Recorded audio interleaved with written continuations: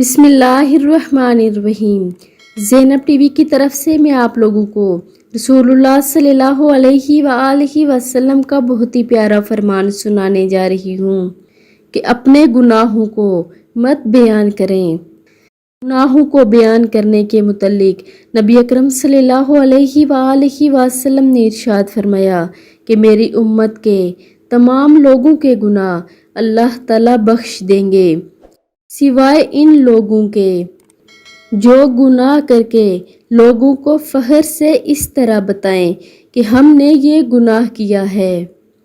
میں آپ لوگوں سے یہ گزارش کروں گی کہ اگر کسی سے کوئی گناہ ہو جائے تو اس کو کسی کے سامنے مت بیان کیا کریں، یا اگر کسی کی کوئی بات جانتے ہیں تو اس کو دوسروں کے ساتھ مت شیئر کیا کریں۔